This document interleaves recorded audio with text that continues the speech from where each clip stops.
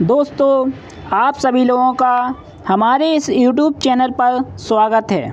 जैसा कि आप सभी लोग हमारी थंबनेल में देख चुके होंगे, आज के इस वीडियो में हम आपको ऑल इंडिया बार एग्जामिनेशन 2019 के ऑब्जेक्टिव क्वेश्चन लेकर आए हैं कि 2019 में किस तरह के प्रश्न पूछे गए थे।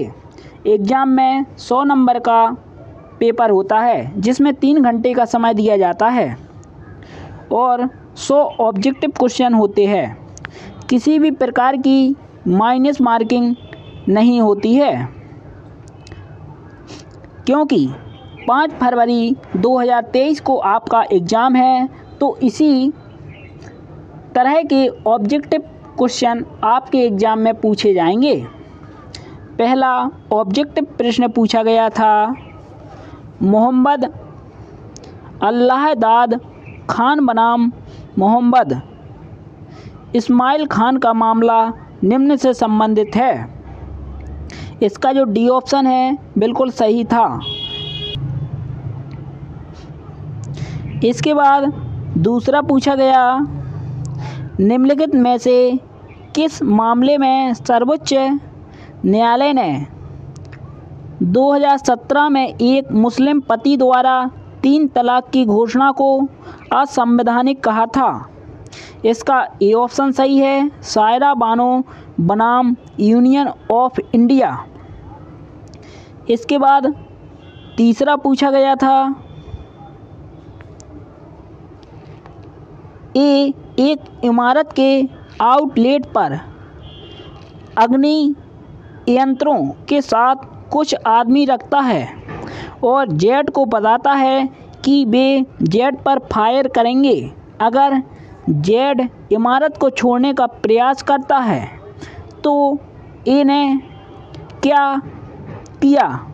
इसका ए ऑप्शन है, गलत तरीके से जेट को रोक रहा है। इसका जो बी ऑप्शन है,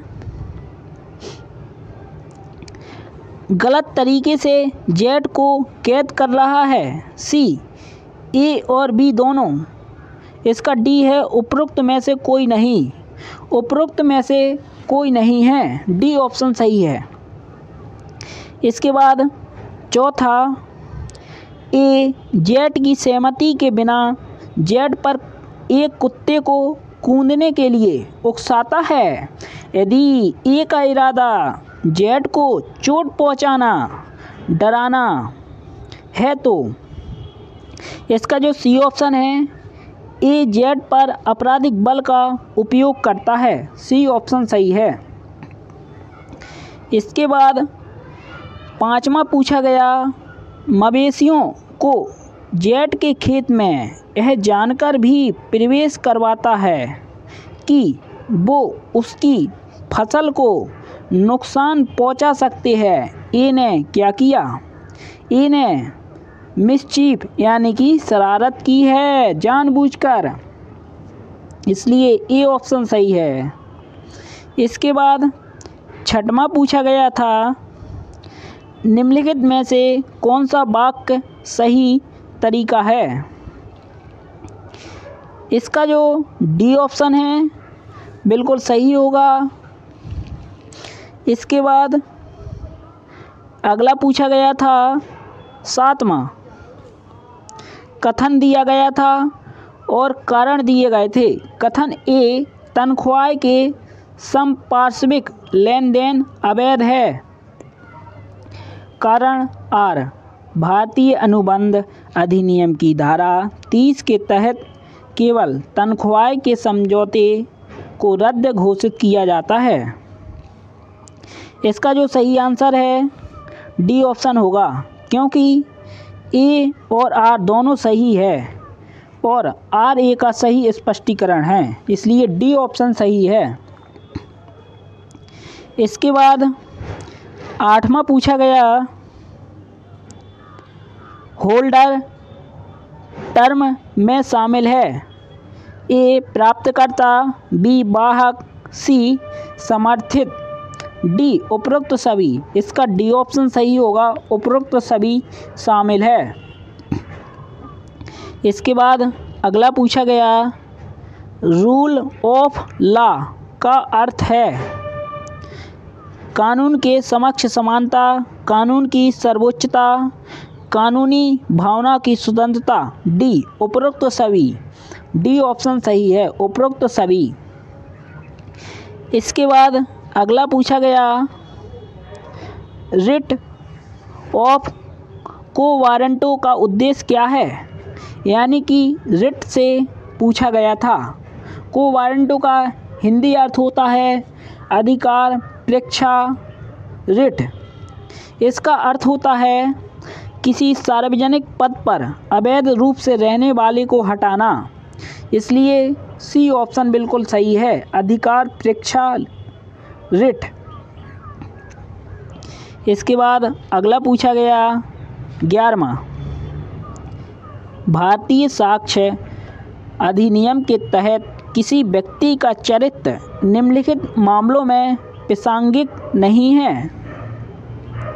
इसका जो डी ऑप्शन है बिल्कुल सही होगा। चरित्र ने नागरिक मामले में क्षति की मात्रा को प्रभावित किया है। डी ऑप्शन सही है। इसके बाद 12वां पूछा गया, निम्नलिखित में से कौन सा एक प्राथमिक प्रमाण है। इसका जो ए ऑप्शन है, न्यायालय के निरीक्षण के लिए प्रस्तुत किए गए दस्तावेज प्राथमिक प्रमाण होते हैं। इसलिए ए ऑप्शन सही है। इसके बाद 13वां, भारतीय संविधान के निम्नलिखित में से किस अनुच्छेद के तहत संसद को राष्ट्रीय हित में राज्य सूची के मामले के संबंध में कानून बनाने का अधिकार दिया गया है।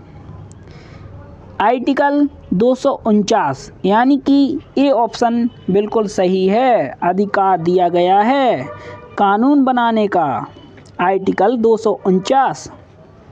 इसके बाद 14वां, निम्नलिखित में से किस मामले में अदालत ने निर्धारित किया है कि जीवन के अधिकार में मरने का अधिकार शामिल नहीं है।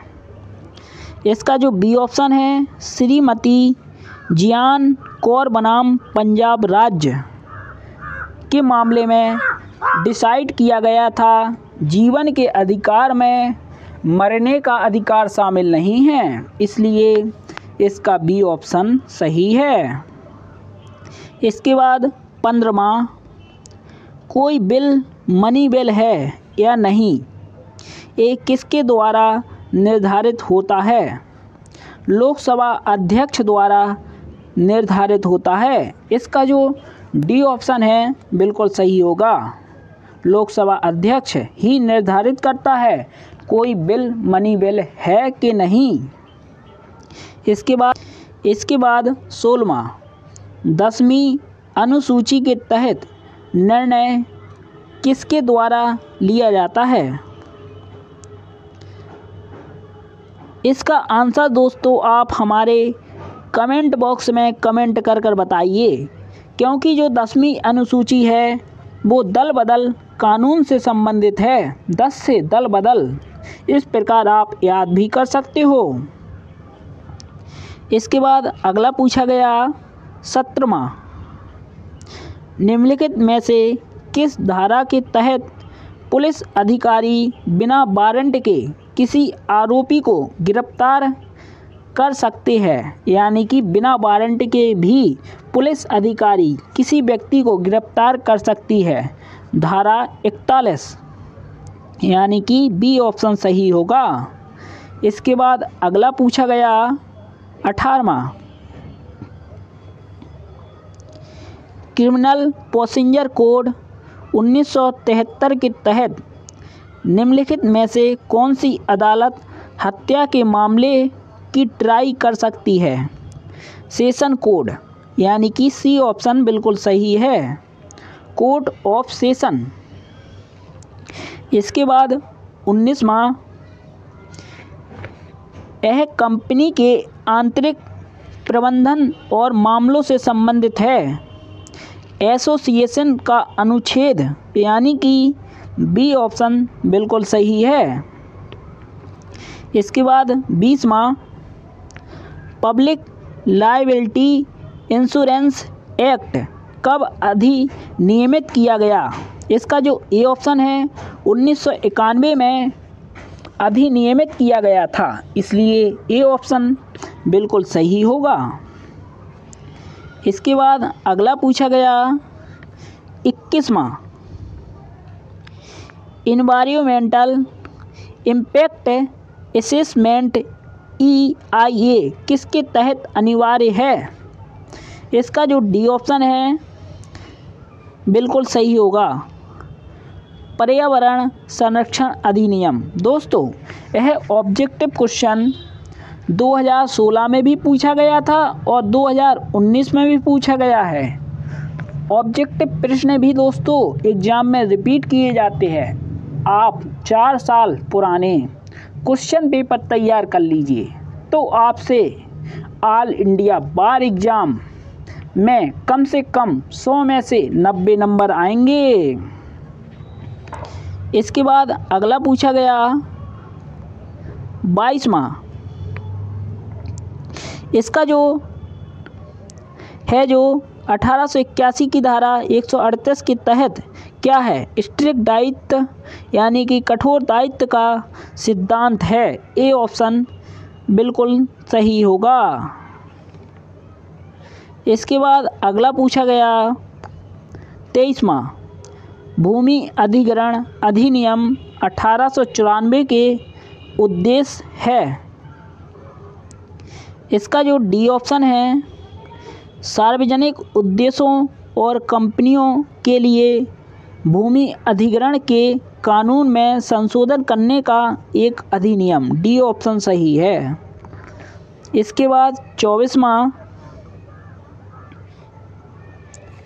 मुस्लिम विवाह अधिनियम 1939 के विघटन के तहत एक मुस्लिम पत्नी विवाह विच्छेद की मांग कर सकती है यदि उसका पति 3 वर्ष तक वैवाहिक दायित्व निभाने में विफल रहता है। इसका बी ऑप्शन सही है। इसके बाद 25वां क्यूरेटिव याचिका अवधारणा भारत में के सर्वोच्च न्यायालय द्वारा किस मामले में पेश की गई? इसका जो ए ऑप्शन है रूपा अशोक हुरा बनाम अशोक हुरा AIR 2002 सुप्रीम कोर्ट। इसका ए ऑप्शन सही होगा। इसके बाद अगला पूछा गया 26वां right to fair legal aid को भारतीय संविधान के अधिनियम 21 के तहत मौलिक अधिकार के रूप में किस मामले में मान्यता दी गई है? इसका जो बी ऑप्शन है बिल्कुल सही होगा, MH होसकोट बनाम महाराष्ट्र राज्य AIR 1978 यानी कि बी ऑप्शन बिल्कुल सही है। इसके बाद अगला पूछा गया 27 CRPC की निम्नलिखित में से कौन सी धारा अनियमितताओं से संबंधित है जो कार्रवाई शुरू करती है? इसका जो बी ऑप्शन है धारा 461 बिल्कुल सही है, इसलिए बी ऑप्शन बिल्कुल सही होगा। इसके बाद 28वां निम्नलिखित में से क्या डिक्री का एक अनिवार्य तत्व नहीं है? सी ऑप्शन है एक विज्ञापन जिसमें एक अपील एक ऑर्डर से मिली अपील के रूप में निहित है। सी ऑप्शन बिल्कुल सही है। इसके बाद 29वां भारत में आवासिक शक्तियों का प्रयोग किसके द्वारा किया जा सकता है? इसके इसका जो ए ऑप्शन है संसद बिल्कुल सही होगा। इसके बाद 30वां, आईपीसी के प्रावधान के तहत अपराधियों को क्या दंड देय है? ए ऑप्शन मृत्युदंड और आजीवन कारावास, बी कठोर कारावास और साधारण कारावास, सी संपत्ति जब्ती और जुर्माना, डी उपरोक्त सभी। इसका डी ऑप्शन होगा, उपरोक्त सभी। इसके बाद 31 नंबर का, इसका जो बी ऑप्शन है बिल्कुल सही होगा। एम नेगथन इस नियम निम्नलिखित के कानून का आधार बनाते हैं, पागलपन। इसके बाद अगला 32वां, निम्नलिखित में से किस मामले में सुप्रीम कोर्ट ने माना कि एक इंटरनेशनल कमर्शियल आर्बिट्रेशन वह है जिसमें भारत के बाहर आर्बिट्रेशन की अपनी न्यायिक या कानूनी सीट है? इसका जो बी ऑप्शन है बिल्कुल सही होगा। भारत एल्युमिनियम कंपनी बनाम केसर एल्युमिनियम टेक्निकल सर्विसेज 2012। इसके बाद अगला पूछा गया 33 नंबर का, हिंदू उत्तराधिकारी अधिनियम 1956 के निम्नलिखित प्रावधानों में से कौन सा कानून राजगामी होने पर लागू होता है? इसका जो डी ऑप्शन है धारा 29 बिल्कुल सही है। इसके बाद अगला पूछा गया, इसके बाद 34वां, असिमेट्रिक क्रिप्टो सिस्टम और हैश फंक्शन के उपयोग से प्रभावित होने वाले प्रमाणीकरण को निम्न अनुसार जाना जाता है। इसका सी ऑप्शन है जो डिजिटल सिग्नेचर के नाम से जाना जाता है, इसलिए सी ऑप्शन बिल्कुल सही होगा। इसके बाद अगला पूछा गया 35वां, धारा 66F के तहत साइबर आतंकवाद के लिए क्या सज़ा दंडनीय होगी? इसका जो सी ऑप्शन है कारावास, जो आजीवन कारावास तक हो सकता है, सी ऑप्शन बिल्कुल सही होगा। यह आईटी एक्ट से ऑब्जेक्टिव प्रश्न पूछा गया। इसके बाद अगला 36वां, इंडस्ट्रियल डिस्प्यूट एक्ट 1947 की धारा 2J के संदर्भ में इंडस्ट्री का मतलब है। इसका जो डी ऑप्शन है ऊपर के सभी, यानी कि पहला भी है, दूसरा भी है, तीसरा भी है और चौथा भी है, इसलिए डी ऑप्शन बिल्कुल सही है। इसके बाद अगला पूछा गया 37 नंबर का, निम्नलिखित कथनों में से एक सत्य नहीं है, वह कौन सा है? इसका जो ए ऑप्शन है, एक सह अभियुक्त द्वारा अन्य सह अभियुक्त को आरोपित करने की स्वीकृति सिद्ध होगी, बिल्कुल ए सही होगा, ए नहीं है। इसके बाद 38 नंबर का, काश्मीरा सिंह बनाम मध्य प्रदेश राज्य किस विषय का एक प्रमुख मामला है? इसका जो डी ऑप्शन है, एक सह अभियुक्त की स्वीकृति, यानी कि डी ऑप्शन बिल्कुल सही है, कंसेशन ऑफ ए को एक्यूज्ड। इसके बाद 39 नंबर का,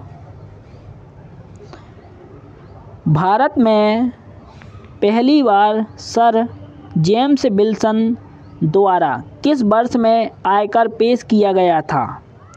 आयकर पेश किया गया था सन 1860 में सर जेम्स विल्सन द्वारा, इसलिए सी ऑप्शन बिल्कुल सही है।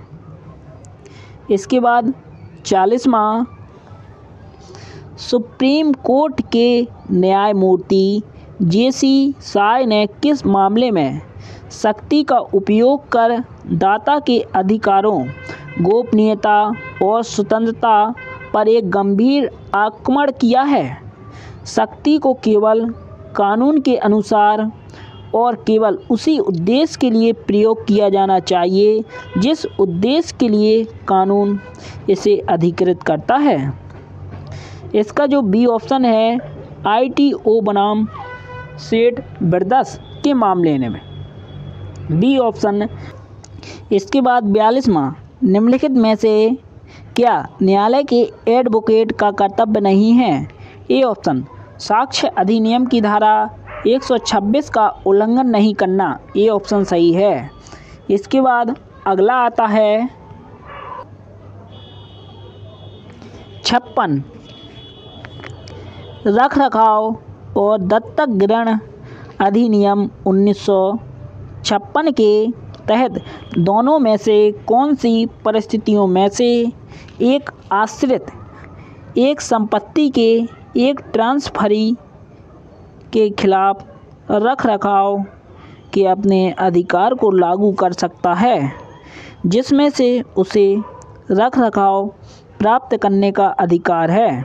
इसका पहला भी है, दूसरा भी है, यानी कि सी ऑप्शन सही होगा, ए और बी दोनों।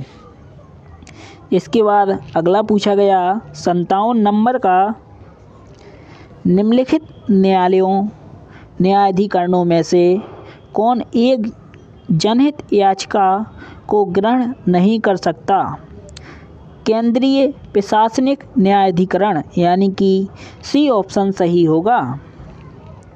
इसके बाद 58 नंबर का, उपभोक्ता संरक्षण अधिनियम 1986 कब प्रभावी हुआ? इसका जो डी ऑप्शन है, 24 दिसंबर 1986 को उपभोक्ता संरक्षण अधिनियम प्रभावी हुआ था, इसलिए डी ऑप्शन सही होगा। इसके बाद 59 नंबर का,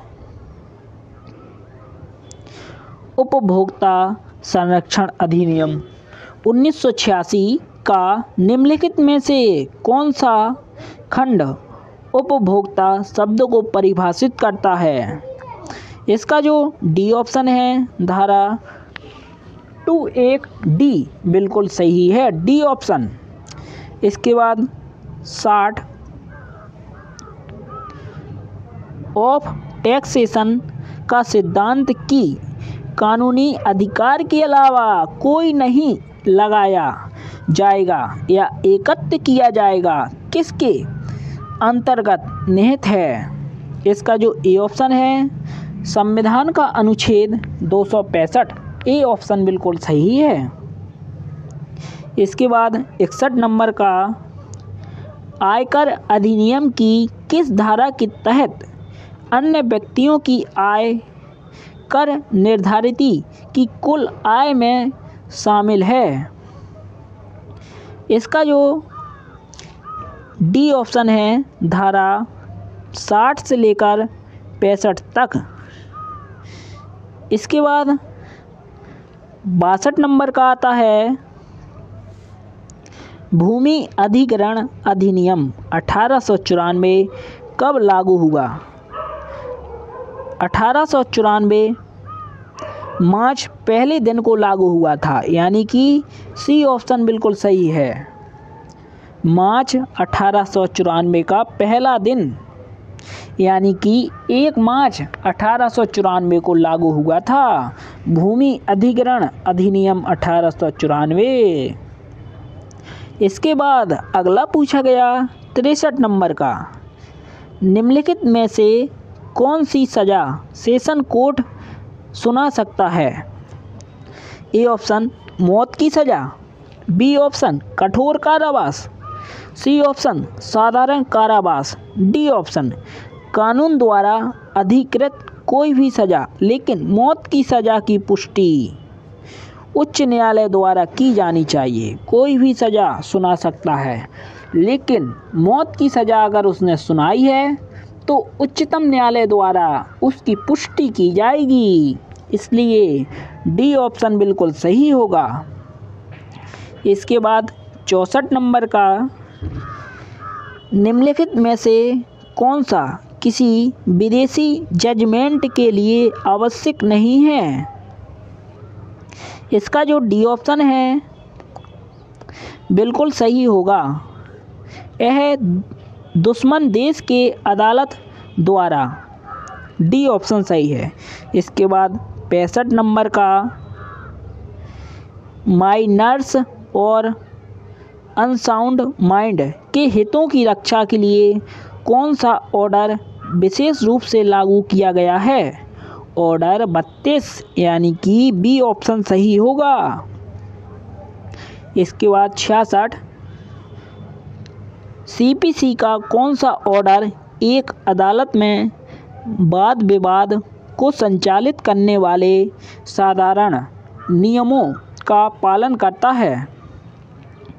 इसका जो ए ऑप्शन है ऑर्डर 6 बिल्कुल सही होगा। इसके बाद अगला पूछा गया 67 नंबर का, धारा 100 के तहत दूसरी अपील कहाँ लागू है? उच्च न्यायालय द्वारा तैयार कानून पर महत्वपूर्ण प्रश्न, बी ऑप्शन न्यायालय द्वारा तैयार नहीं किए गए कानून पर महत्वपूर्ण प्रश्न, पास अपीलेट डिक्री। इसका जो ए ऑप्शन है बिल्कुल सही होगा। अगला पूछा गया 68 नंबर का, रिट ऑफ सर्टिओरिटी किसके विरुद्ध जारी किया जा सकता है? इसका हिंदी मीनिंग है उत्प्रेषण रिट किसके विरुद्ध जारी की जाती है? इसका जो ए ऑप्शन है न्यायिक और अर्ध न्यायिक बॉडीज के विरुद्ध लागू की जाती है, इसलिए इसका ए ऑप्शन बिल्कुल सही है। इसके बाद 69 नंबर का पूछा गया, भारत के सर्वोच्च न्यायालय ने किस मामले में यह माना कि सरकारी या निजी चिकित्सा पेश के प्रत्येक सदस्य का यह स्थायी दायित्व है कि प्रत्येक घायल व्यक्ति को बिना प्रक्रियात्मक औपचारिकताओं के तुरंत चिकित्सा सहायता देना? इसका जो सी ऑप्शन है परमानंद कटारा बनाम यूनियन ऑफ इंडिया AIR 1989 के केस में कहा गया था। सी ऑप्शन बिल्कुल सही है। इसके बाद 70 नंबर का पूछा गया, भारत के सर्वोच्च न्यायालय CBI को किस मामले में एक स्वतंत्र पक्ष बनाने के लिए निर्देश जारी किया ताकि वह अधिक प्रभावी ढंग से काम कर सके और सार्वजनिक जीवन व उच्च स्थानों पर अपर और भ्रष्टाचारों की जांच कर सके? इसका जो डी ऑप्शन है बिल्कुल सही होगा। विंसेंट नारायण बनाम यूनियन ऑफ इंडिया AIR 1998। इसके बाद 71 नंबर का पूछा गया, अगर यह साबित हो जाता है कि एक आदमी के बारे में ... के लिए नहीं सुना गया है, उनके द्वारा जो स्वाभाविक रूप से उसके बारे में सुनते हैं, यदि वह जीवित होता तो भारतीय एविडेंस एक्ट की धारा 108 के तहत ये अनुमान किया जाएगा कि वह मर चुका है 7 वर्ष, यानी कि बी ऑप्शन सही है। इसके बाद 72 नंबर का पूछा गया, एक मूक गवाह ने खुली अदालत में लिखित रूप से अपना साक्ष्य दिया, ऐसे सबूत को माना जाएगा मौखिक साक्ष्य माना जाएगा। ए ऑप्शन सही है। इसके बाद 73, निम्नलिखित में से कौन सा एक सार्वजनिक दस्तावेज नहीं है? बैंक के खाते सार्वजनिक दस्तावेज नहीं है, यानी कि ए ऑप्शन सही है। इसके बाद 74 नंबर का, कर्मचारियों की सुरक्षा, स्वास्थ्य और कल्याण सुनिश्चित करना किस अधिनियम प्राथमिक उद्देश्य है? इसका जो सी ऑप्शन है, फैक्ट्रीज एक्ट 1948, सी ऑप्शन सही है।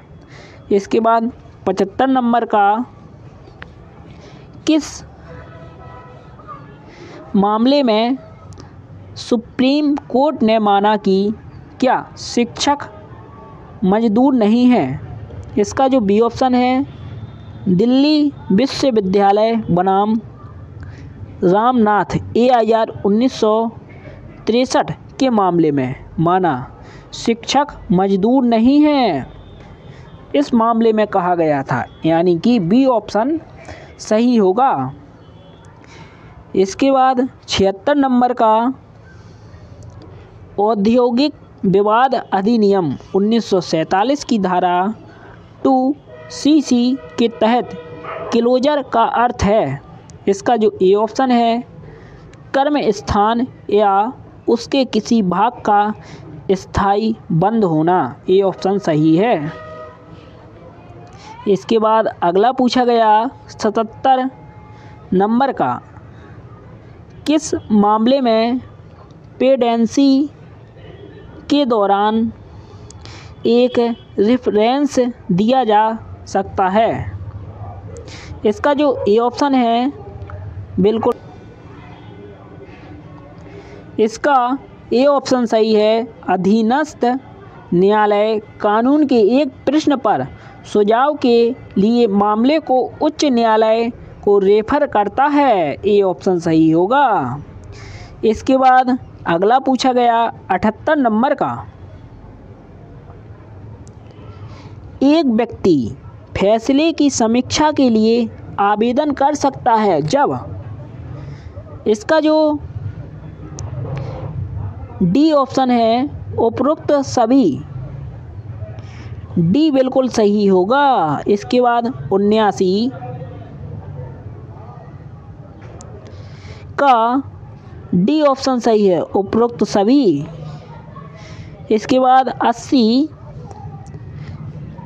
विदेशी पुरस्कार है, इसका जो बी ऑप्शन है, फॉरेन सी ट्रेड आर्बिट्रेशन में पास पुरस्कार विदेशी पुरस्कार है, इसका बी ऑप्शन सही होगा। इसके बाद 81 नंबर का, यदि कोई पुरुष किसी ऐसी लड़की से शादी करता है जो उसके साथ निषिद्ध रिश्ते में है और उनके रिवाज इस तरह के हैं विवाह की अनुमति नहीं देती, तो इस तरह के व्यक्ति को कैसे दंडित किया जाएगा?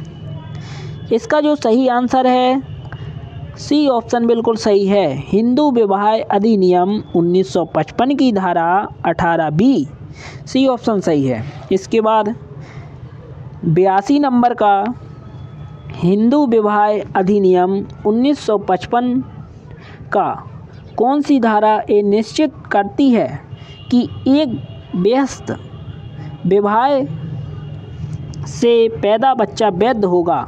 धारा 11 हिंदू मैरिज एक्ट की धारा 11 निर्धारित करती है। इसके बाद 83 निम्नलिखित में से कौन सा तथ्य भारतीय साक्ष्य अधिनियम की धारा 8 के तहत दीवानी और आपराधिक मामलों में प्रासंगिक नहीं है?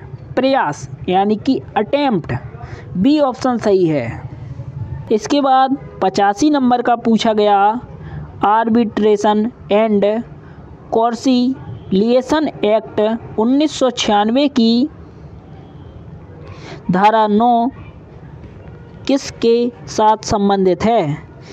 इसका जो सी ऑप्शन है ए और बी दोनों। इसके बाद 86 नंबर का, निम्नलिखित में से किस देश से भारत के संविधान ने पावर ऑफ जुडिशियल रिव्यू का अनुकरण किया है? संयुक्त राज्य अमेरिका, यानी कि सी ऑप्शन सही होगा। इसके बाद 87 नंबर का, आपातकाल की घोषणा के दौरान भी भारत के संविधान के निम्नलिखित में से किस अनुच्छेद को स्थगित नहीं किया जा सकता? अनुच्छेद 20 और 21 को स्थगित नहीं किया जा सकता। इसके बाद अगला आता है 88 नंबर का, बातचीत लायक नहीं है के प्रभाव को किस धारा में उल्लेख किया गया है? इसे उल्लेख किया गया है धारा 130, यानी कि बी ऑप्शन बिल्कुल सही है। बाद 90, सीआरपीसी की किस धारा के अनुसार पुलिस अफसर को यह दायित्व पालन करना पड़ता है कि वह आरोपी को जमानत के अधिकार के बारे में सूचित करे? धारा 50, यानी कि बी ऑप्शन सही होगा। इसके बाद 91, किस परिस्थिति में अदालत फरार व्यक्ति की संपत्ति की जब्ती के लिए आदेश जारी कर सकता है? इसका जो सही ऑप्शन है डी ऑप्शन होगा। उपरोक्त सभी आप एक नज़र इसको पढ़ लीजिए दोस्तों, क्योंकि वीडियो लंबा हो जाएगा। इसके बाद अगला पूछा गया 92, धारा 482 सीआरपीसी के तहत निहित शक्ति का प्रयोग किसके द्वारा किया जा सकता है? इसका सी ऑप्शन सही होगा, हाई कोर्ट। इसके बाद 93, लैटिन मैगजिम यूबीआई जस एलबीआई रेमडिम के बारे में निम्नलिखित में से कौन सा सही है? जहां अधिकार है वहां उपाय है, जहां अधिकार है वहां पर उपचार भी है। इसके बाद अगला पूछा गया 94, लैटिन शब्द इंजुरिया साइन डेमनम का शाब्दिक अर्थ है? ए ऑप्शन सही होगा, नुकसान किए बिना कानूनी अधिकार का उल्लंघन। इसके बाद 95, मांगों से संबंधित प्रावधान मोटर वाहन अधिनियम के ... के तहत दिया गया है? धारा 165 से 175, ये ऑप्शन सही है।